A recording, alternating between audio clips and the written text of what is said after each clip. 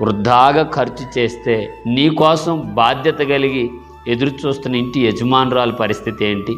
అలాగే మీ ఇద్దరి ద్వారా కలిగిన బిడ్డల విషయంలో ఉన్న వాళ్ళు నీ పట్ల మా డాడీ ఉన్నాడు, మా మమ్మీ ఉంది, మా కోసం ఏదో తెస్తారనుకున్న ఈ ఆశ అంతా ఏమైపోద్ది అంటే ఆవిరైపోద్ది, వ్యర్థమైపోద్ది అనే మాటను ప్రస్తాపిస్తూ అంటాడు, నీ చేతుల కష్టార్జితాన్ని నీవే అనుభవిస్తావు అన్నాడు. దేవునికి స్తోత్రం.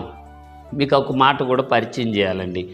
నీ కష్టార్జితం నీవే అనుభవిస్తావని బైబిల్ చెప్పటం ఏంటి సార్? నేను సంపాదించుకుంది నేనే కదా ఖర్చు చేసుకుంటాను. నిజమే, నీ కష్టం నువ్వే ఖర్చు చేసుకుంటావు. కానీ అందరూ స్నేహితులు మంచోళ్ళు కారు, అట్లా అని అందరు స్నేహితులు చెడ్డవారని కూడా అనకూడదు. ఎందుకంటే మంచి చెడులు ఉన్నట్లుగానే మోసం చేసే స్నేహితులు ఉన్నారు, స్నేహంగా బలపరిచే స్నేహితులు ఉన్నారు, మంచోళ్ళు ఉన్నారు,